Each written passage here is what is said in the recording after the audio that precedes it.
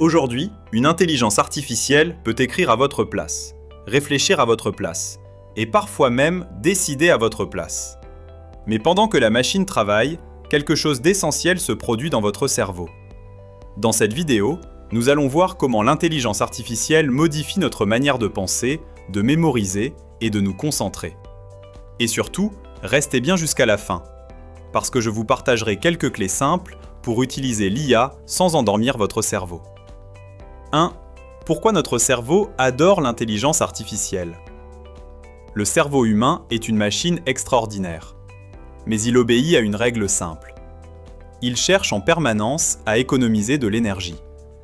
Réfléchir longtemps, analyser une situation complexe, prendre une décision incertaine, tout cela consomme beaucoup de ressources.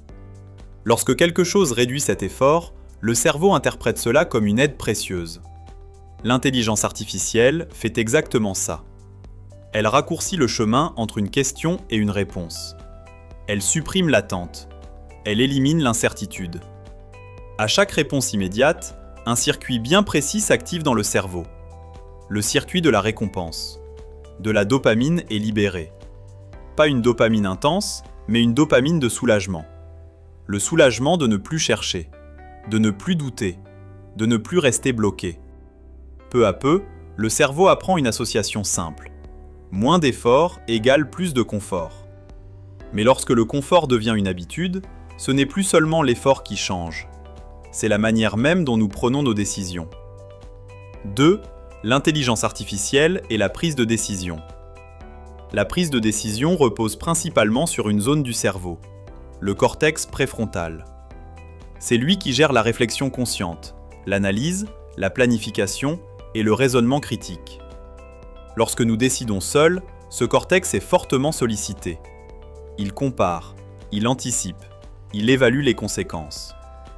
Mais lorsque l'intelligence artificielle propose directement une solution, une partie de ce travail est déléguée.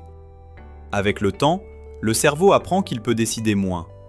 Comme un muscle peu sollicité, le cortex préfrontal ne disparaît pas, mais il est moins engagé dans les décisions du quotidien. Cela ne signifie pas que nous devenons moins intelligents. Cela signifie que notre façon de penser est en train de changer. Et si une machine décide régulièrement à notre place, comment notre cerveau continue-t-il à apprendre à décider seul ? Décider moins, c'est aussi mémoriser autrement. Car le cerveau ne conserve que ce qu'il juge réellement utile. 3. L'intelligence artificielle et la mémoire. Pendant des milliers d'années, le cerveau humain a été façonné pour mémoriser. Des informations, des connaissances, des expériences. Aujourd'hui, une partie de cette mémoire est externalisée. Pourquoi retenir une information si elle est disponible instantanément à l'extérieur de notre cerveau ? Le cerveau s'adapte. Il mémorise moins le contenu et davantage l'accès au contenu. Ce phénomène n'est pas une perte, c'est une transformation. Mais cette transformation a un effet discret, souvent invisible. La mémoire de travail, celle qui permet de manipuler plusieurs idées en même temps, est moins sollicitée. Or, c'est cette mémoire qui permet de raisonner en profondeur, de créer et de relier des concepts complexes. Et lorsque la mémoire change, une autre fonction essentielle commence elle aussi à se modifier. L'attention. 4. L'intelligence artificielle et l'attention. L'intelligence artificielle habitue le cerveau à l'immédiateté. Des réponses rapides, des solutions instantanées.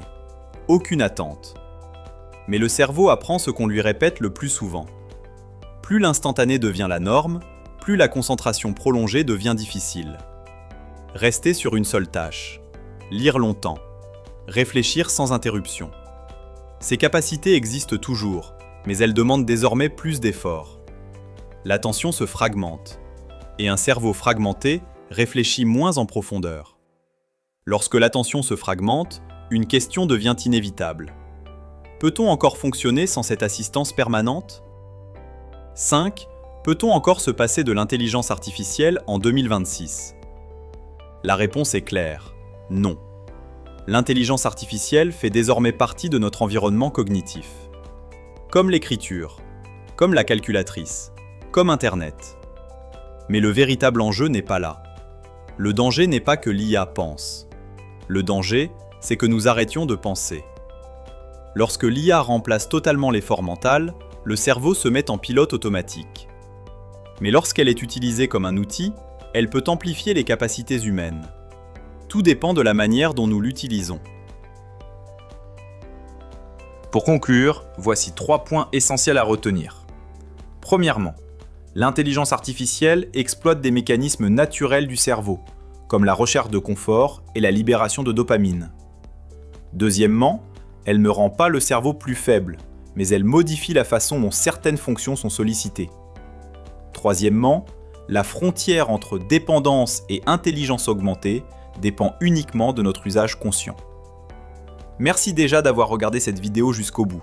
Si vous êtes encore là, c'est sûrement qu'elle vous a appris quelque chose. Alors pensez à vous abonner. Cette chaîne est universelle, elle s'adresse à tout le monde.